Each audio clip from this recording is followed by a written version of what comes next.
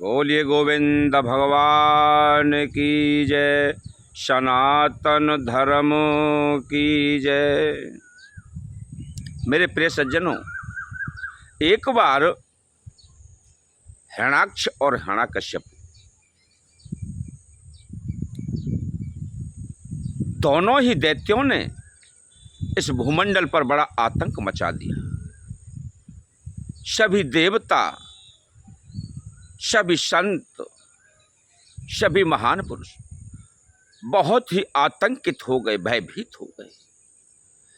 उन्होंने विष्णु भगवान का भजन किया और उन्हें निवेदित किया, हे प्रभु, हम इन दैत्यों से बहुत दुखी हैं, हमारे यज्ञ अनुष्ठानों को पूर्ण नहीं होने देते और यह इतने बलशाली हैं कि प्रभु हम इनसे पार नहीं पा पाते।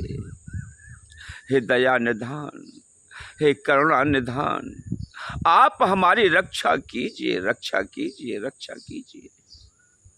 मेरे प्रिय सज्जनों, जब सच्ची आत्मा से, अपने हृदय के भाव से, पवित्र मन से जो परमात्मा से जुड़ जाता है, उस परम ब्रह्म को याद करता है, तो परमात्मा क्या क्या रूप धारण करके भक्तों की रक्षा के लिए इस पृथ्वी पर अवतार लेते हैं। उन देवताओं और संतों के हृदय के भाव को सुन करके मेरे गोविंद ब्रह्मा जी को छींक आई और उनकी नासिका से वह प्रकट हुए और उन्होंने उस क्रिया को करना प्रारंभ किया, दहाड़े लगाने लगे। अब क्या होता है कि आकाश से और इस सारी क्रिया को पृथ्वी को लाए और पृथ्वी को लाकर के पाताल में ले गए।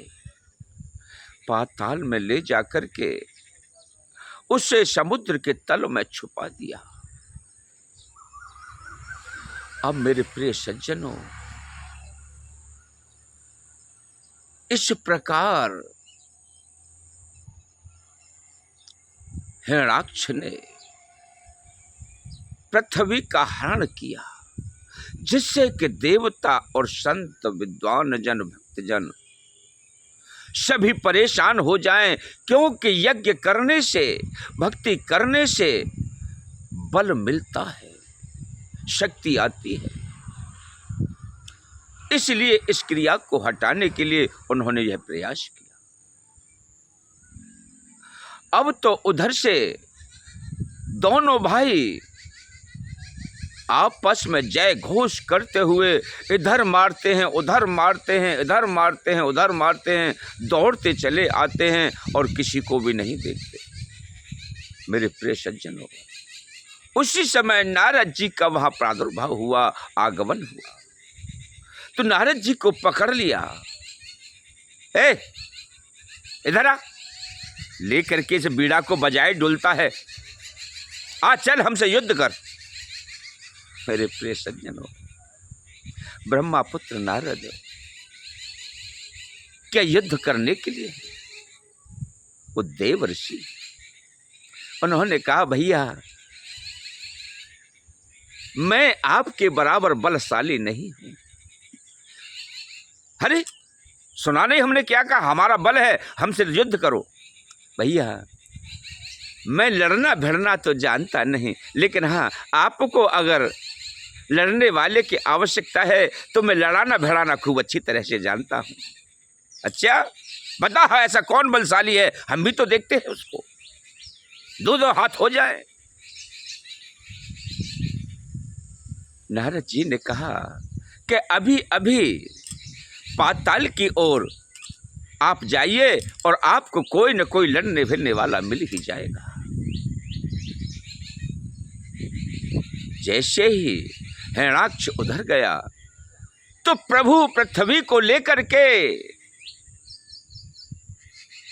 और ऊपर की ओर आ रहे थे। हिरण्याक्ष का मुकाबला मेरे श्री हरि गोविंद से हो गया। उन्होंने वाराह अवतार में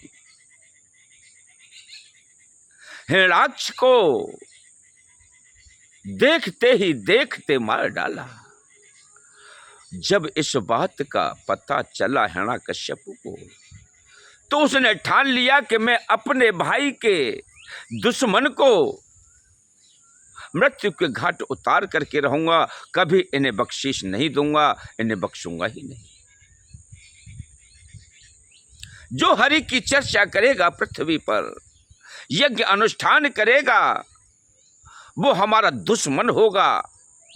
हम उसको किसी भी कीमत पर छोड़ेंगे नहीं।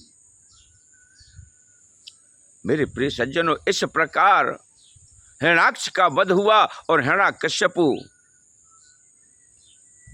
उसने श्री हरि से दुश्मनी ठान ली। उसी परिवार में हिरण्याक्ष कश्यप के एक पुत्र उत्पन्न हुआ जिसका नाम प्रहलाद था। वो बहुत ही विष्णु भक्त था।